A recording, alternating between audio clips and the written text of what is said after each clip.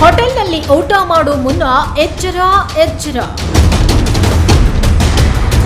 ಕಬಾಬ್ ಮೆಹಕ್ನಲ್ಲಿ ಊಟ ಮಾಡಿದ್ರೆ ಡೈರೆಕ್ಟ್ ಆಸ್ಪತ್ರೆಗೆ ಶಿಫ್ಟ್. ಬೇಬಿ ಕಾರ್ನ್ ಕೇಳಿದ್ರೆ ಚಿಕನ್ ಸೇರಿಸಿಕೊಡೋ ಕಬಾಬ್ ಮೆಹಕ್.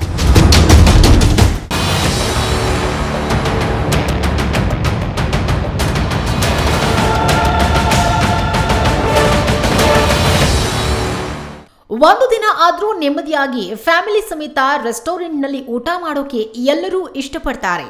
ಕೆಲವರು ಆನ್ಲೈನ್ ಡೆಲಿವರಿ ಆಪ್ ಮೂಲಕ ಫುಡ್ ಆರ್ಡರ್ ಮಾಡ್ತಾರೆ. ಇನ್ನು ಕೆಲವು ಜನ ವೆಜ್ ಇಷ್ಟಪಟ್ಟರೆ ಇನ್ನು ಕೆಲವರು ನಾನ್ ವೆಜ್ ಇಷ್ಟಪಡ್ತಾರೆ. ಇನ್ನು ನಾನ್ ವೆಜಿಟೇರಿಯನ್ಗಳು ಸೋಮವಾರ ಗುರುವಾರ ಶನಿವಾರ ಅಂತೆಲ್ಲ ದೇವರಿಗಾಗಿ ನಾನ್ ವೆಜ್ ಬಿಡೋದು ವಾಡಿಕೆ. ಈ ಎಲ್ಲಾ ವರ್ಗದ ಜನರು ನಾವು ಹೇಳೋ ಈ ಸ್ಟೋರಿ ಕೇಳಿದ್ರೆ ಯಪ್ಪ ಥೂ ರೆಸ್ಟೋರೆಂಟ್ ಹೋಟೆಲ್ಗಳ ಸಹವಾಸವೇ ಬೇಡಪ್ಪ ಅನ್ನುಕೊಳ್ಳೋದಂತೂ ಪಕ್ಕ. ಹೌದು, ಬೆಂಗಳೂರಿನ ಉತ್ತರಹಳ್ಳಿಯ ರಿಂಗ್ ರಸ್ತೆ ಬಳಿ ಇರುವ ಕಬಾಬ್ ಮೆಹಕ್ ಅನ್ನೋ ರೆಸ್ಟೋರೆಂಟ್ನಲ್ಲಿ ಆಗಿರೋ ಒಂದು ದರಿದ್ರ ಘಟನೆ ಬಗ್ಗೆ ಕೇಳಿದ್ರೆ ಒಂದು ಕ್ಷಣ ಎಲ್ಲರಿಗೂ ವಾಮಿಟ್ ಬರೋದಂತೂ ನೋ ಡೌಟ್. ಅದರಲ್ಲೂ ವೆಜಿಟೇರಿಯನ್ಗಳಿಗಂತೂ ತಲೆ ಸುತ್ತಿ ಬಿದ್ರೂ ಅನುಮಾನ ಇಲ್ಲ. ಹೌದು, ಒಳ್ಳೆಯ ಊಟ ಸವಿಬೇಕು ಅಂತ ಆನ್ಲೈನ್ ಮೂಲಕ ಇದೇ ಕಬಾಬ್ ಮೆಹಕ್ ಹೋಟೆಲ್ನಲ್ಲಿ ವೆಜ್ ಫುಡ್ ಆರ್ಡರ್ ಮಾಡಿದವರಿಗೆ ಒಂದು ಶಾಕ್ ಕಾದಿತ್ತು.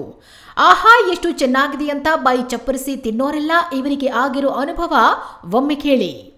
ಮಾಡ್ಬಿಟ್ಟಿದ್ದಾರೆ, ದಯವಿಟ್ಟು ಕ್ಷಮಿಸ್ಬಿಡಿ. ಈ ತರ ಮುಂದೆ ಆಗದಿರೋ ತರ ನೋಡ್ಕೋತೀವಿ. ಇದು ಒಂದ್ಸರಿ ಆಗಿದ್ರೆ ಪರವಾಗಿಲ್ಲ, ಪದೇ ಪದೇ ಆಗ್ತಾ ಇದೆಯಂತೆ? ಇಲ್ಲ ಇಲ್ಲ ಪದೇ ಪದೇ ಆಗ್ತಾ ಇದೆ. ಫಸ್ಟ್ ಟೈಮ್ ನಾನು ನೋಡ್ತಿಲ್ಲ, ಮೊದಲನೇ ಸರಿ ನೋಡ್ತಾ ಇರೋದು. ಏನೋ ಸರ್ ನಿನ್ನೆ ಬಂದು ಹೇಳಿದ್ರು, ನಂಗೆ ತಿಳಿಸಿದ್ರು ಇನ್ನು ವೆಜಿಟೇರಿಯನ್ ಐಟಮ್ ಅಲ್ಲಿ ಚಿಕನ್ ಮಿಕ್ಸ್ ಆಗಿದೆ ಅಂತ ಬಿಟ್ಟು ಒಪ್ಕೋತೀವಿ. ಬಟ್ ಅಂದ್ರೆ ಫಸ್ಟ್ ಟೈಮ್ ಈ ತರ ಆಗಿರೋದು. ಇನ್ನೊಂದು ಹೌದು, ಬಟ್ ಅಂದ್ರೆ ಅದು ಫ್ರೈ ಮಾಡ್ಬೇಕಾದ್ರೆ ಕೋಟಿಂಗ್ ಮಾಡಿ ಫ್ರೈ ಮಾಡಿಸ್ತೀವಿ. ಬೇರೆ ಬೇರೆ ಇದೆ, ಬೇರೆ ಬೇರೆ ಇದೆ ಪೀಸ್ ಬೈ ಮಿಸ್ಟೇಕ್ ಅನ್ನು ಬಿಟ್ಬಿಟ್ಟು ಸ್ವಲ್ಪ ರಶ್ ಅಲ್ಲಿ ಸ್ವಲ್ಪ ಕೆಲಸ ಆಗುತ್ತೆ. ಕೋಟಿಂಗ್ ಮಾಡ್ಬೇಕಾದ್ರೆ ಸ್ವಲ್ಪ ರಶ್ ಇದಾಗುತ್ತೆ, ಮಿಸ್ ಆಗುತ್ತೆ. ನೋಡ್ತೀವಿ, ಅದು ರಶ್ ಟೈಮ್ ಅಲ್ಲಿ ಸರ ರಶ್ ಇದೆ ಅಂತ ಹೇಳಿ ಹೆಂಗ್ ಬೇಕೋ ಹಂಗ್ ಕೊಟ್ಬಿಡಕ್ಕೆ ಇಲ್ಲ. ಹಂಗಲ್ಲ, ಗೊತ್ತಾಯ್ತು ತಪ್ಪಾಗ್ಬಿಟ್ಟಿದೆ. ಮುಂದೆ ಆಗದಿರೋ ತರ ನೋಡ್ಕೋತೀವಿ ಅಂತ ಹೇಳ್ತಾ ಇಲ್ಲ. ಇದು ಮುಂದೆನೂ ಒಂದ್ಸರಿ ಆಯ್ತು ಅನ್ಕೊಳ್ಳಿ. ಇಲ್ಲ ಆತರ ಆಗದಿರೋ ತರ ಇವಾಗ ಅವ್ರಿಗೆ ಏನಂತ ಹೇಳಕ್ಕಿದೆ? ತಪ್ಪ ತೋರಿಸ್ತಾ ಇದೀರಾ ಅಂತ ಒಂದು ಕಡೆ ಮಾತು ಬಂತು. ಹೌದು, ತಪ್ಪಾಗ್ಬಿಟ್ಟಿದೆ. ಅವ್ರ ತರ ಕ್ಷಮೆ ಕೇಳ್ತಾ ಇದೀವಿ, ಆಗದಿರೋ ತರ ನೋಡ್ಕೋತೀವಿ ಅಂತ ಹೇಳ್ಬಿಟ್ಟು. ಏನಾದ್ರು ಹೇಳಿದ್ರೆ ಅವ್ರೇನಾದ್ರು ಕೋಆಪರೇಟ್ ಮಾಡಿದ್ರೆ ಪರವಾಗಿಲ್ಲ, ಮಾಡ್ಬೋದು. ಇಲ್ಲ ಅಂದ್ರೆ ನೋಡಿ ಅವ್ರು ಬಿಟ್ಟಿದ್ದು, ಅವ್ರ ಏನಾದ್ರು ಹೇಳ್ಬೇಕಷ್ಟೇ, ಏನ್ ಮಾಡ್ಬೇಕಂತ ಅವ್ರು ಹೇಳ್ಬೇಕಷ್ಟೇ. ಡಸ್ಟ್ಬಿನ್ ನಲ್ಲಿ ಚಿಕನ್, ಕೊಳೆತ ಈರುಳ್ಳಿ, ಗಬ್ಬು ನಾರು ಕಿಚನ್. ಬಿಬಿಎಂಪಿ ಅಧಿಕಾರಿಗಳೇ ಕಬಾಬ್ ಮೆಹಕ್ ಮುಚ್ಚಿಸ್ತೀರೋ ಇಲ್ವೋ?